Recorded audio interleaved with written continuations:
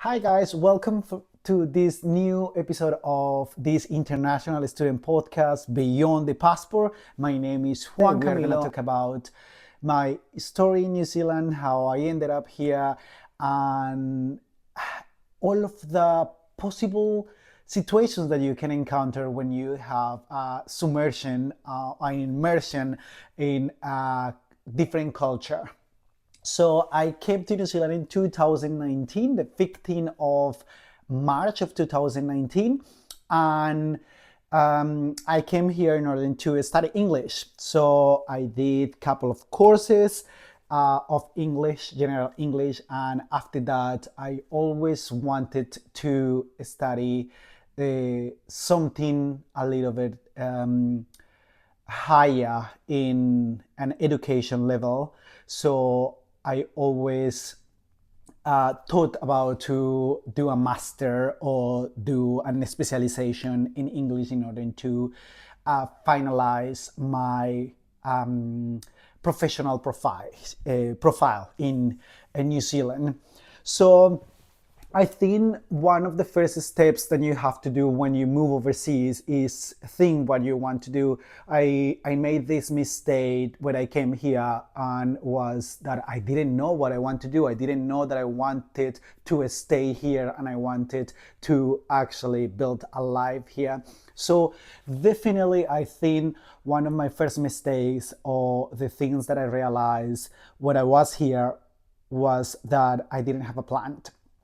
And definitely, if you are going to move overseas, is something that you have to do. You have to design a plan. You have to think about consequences and advantages of what you're going to do, because otherwise it's going to take more time for you and it's going to be more traumatic as well for you as well.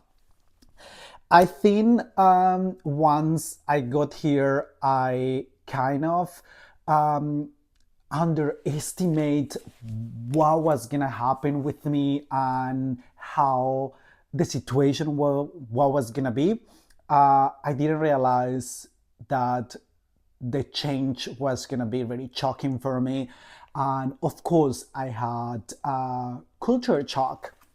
Talking about this and investigating a little bit, I realized that culture shock is divided in four phases. So the first phase of culture shock is actually the phase of honeymoon, is how is it called, is the period of time where you actually are living the dream. You literally are exploring everything. You are literally visualizing yourself like if you were on holidays. So you are going to new restaurants, you are going to parties, you are meeting new people, and this is awesome. But the problem with this stage is that you overreact and you overplan and you overestimate what is gonna happen in the future, because everything is just about excitement. After that, it comes the frustration phase. This phase usually has a period of between 6 months or a year, is where you start to question about everything. This is what I want. This is what I came for. This is what I actually want to do with my life. And if there are language barriers, they are going to become a little bit more noticeable, because you are literally blocked, and all of these inner thoughts and self destructive thoughts that you're having are limiting yourself. So that's also limiting your language. And if you are studying, you are going to see that you are not going to have the same progress that you used to have when you started. There is a good thing, and this that this phase doesn't take too long. Depends of how resilient the person is gonna take longer or shorter, but the normal length for this phase is between 6 months and a year. After that, we encounter new phase is called the adjustment phase. Is when you start to realize that everything is under control, that you can do this, that the language is not actually a problem, that you can actually work under these circumstances, and you start to move on with your life. You start to set up routines as well, and it's awesome because you are learning about those previous mistakes that you made and you are moving forward.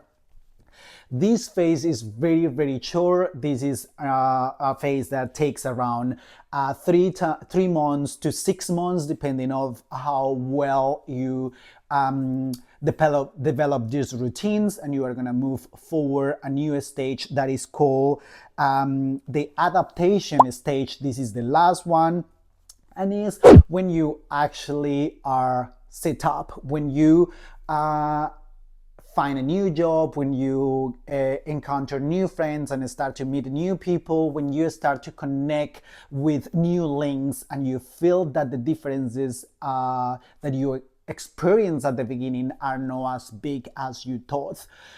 All of this process could take a year or 2 years, depending on your personal growth and your personal experience. As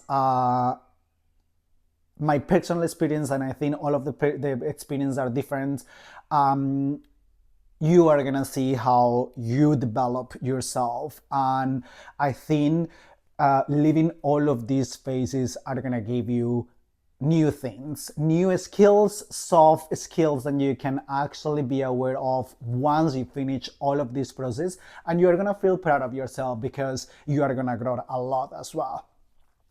There are studies as well that we can actually talk about different syndromes that you can actually develop when you have immersion experience in another culture.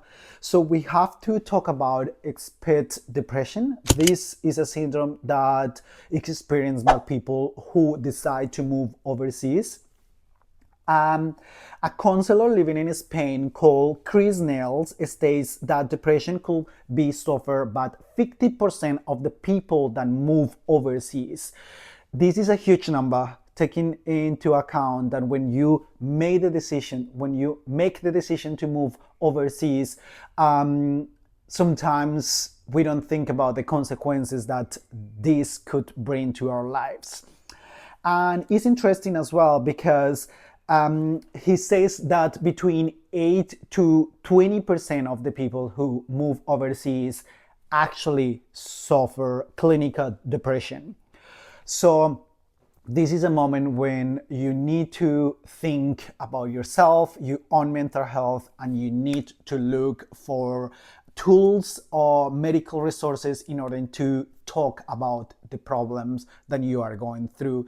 This is important. This is sometimes very delicate, and as a migrant, sometimes I know that we just try to move on the side and we don't express our feelings, but this is really important, and you need to be honest with yourself, and you need to actually look for tools or look for a professional in order to talk about this, because sometimes you can develop suicidal thoughts as well. You can damage yourself as well, and we need to prevent that as well. Also, a survey conducted by Athena International showed that 28% of the participants had depression, and only 6% of the people who had decided to move overseas thought about consequences as like mental health consequences, and how this was going to repercute in their mental health. So this is very important. It's actually very shocking. The number is very low, because we should think about this before we move to another country.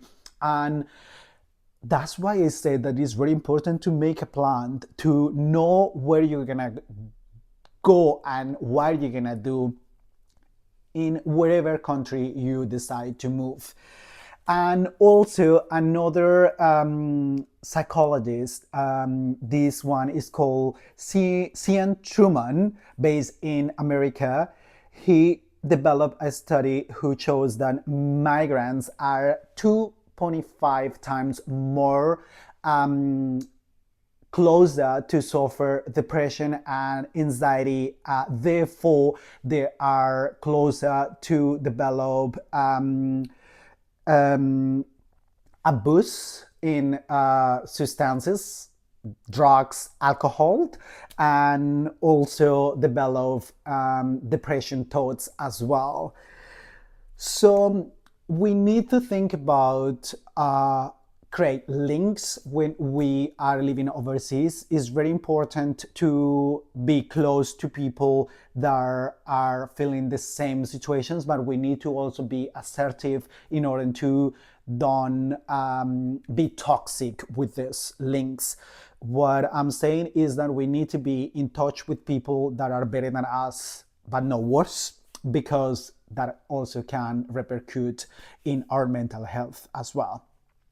So I hope this information help, and I hope if you are having trouble whenever you are, please search on the internet. If you are in a English school or if you are in the university, most of the universities these days have counselors or have mental health department, and you can talk with them, you can go with them and ask for information if you need it.